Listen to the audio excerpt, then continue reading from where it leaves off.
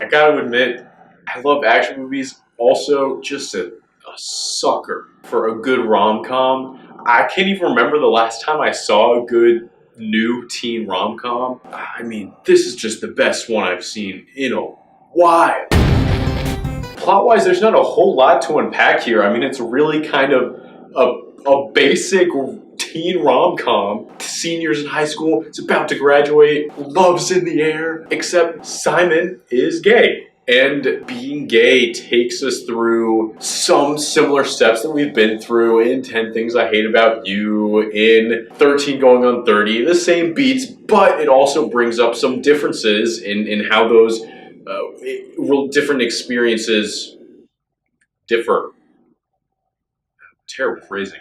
What I'm trying to say is that it's similar, but it brings some new things to the table. And kind of the hook is that at the beginning of the film, no one in school or his family, anyone knows that he's gay. And so there's kind of part of the film where it's like, is he going to come out? When is he going to come out? How's he going to come out?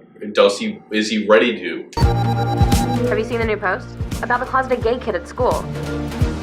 What? Who do you think it is? Can I call you back?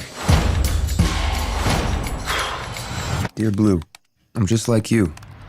But like all rom-coms, the thing that's really at the center of this film is relationships, which is great because the side characters in this movie are awesome. First, there's Simon's group of friends who we spend a lot of time with. They're not the deepest characters of all time by any means, but you at least get a feeling that you know them, and they seem like each their own person, and they each bring something different to the group that they've developed, and that really helped me get invested in each of them. And now Simon's family, you don't get a whole lot of, but he does talk about them a decent amount, and we do get to see how they react to certain of his decisions, so we get to know them through that. In one part, or actually at the very beginning of the film, he says, I'm just like you. I have an average family. Like, A, that makes a lot of assumptions. B, your mom is Jennifer Gardner and your dad is Josh Duhamel. Like, that level of attractiveness is far from average. But they actually explain why he says that later in the film. It kind of does a Mean Girls thing where some of the side characters really just have like one characteristic, but they're just really funny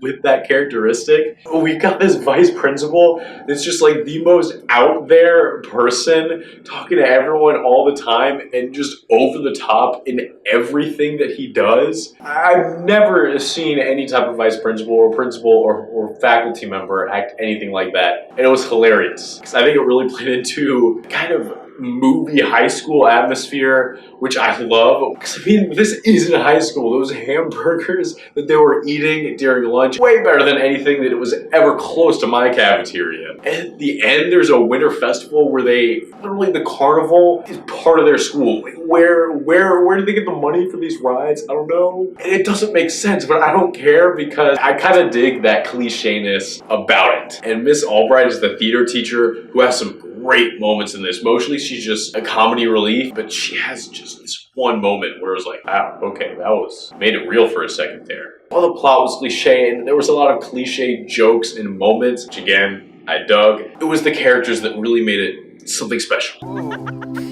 Hey guys, how was the party? It was really fun. Aces.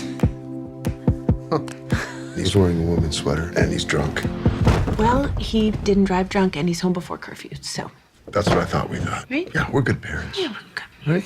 The actors all do great jobs, especially as we go through some of these hilarious moments, like one in the trailers where we see, what if you had to announce you were straight? That's one that I've seen before, I've heard before, but just the parents' reactions made it funny even after I'd seen it a bunch in the trailers. I still laughed at it during the movie. But when they switch it to these emotional moments as the plot progresses, I was extremely invested in the characters, and just each performance was deep enough that I believe they were just going from these moments of, wow, everything's great, last days of high school, enjoying senior year, to, wow, things are falling apart fast. And I was, I was getting a little emotional in some of those moments.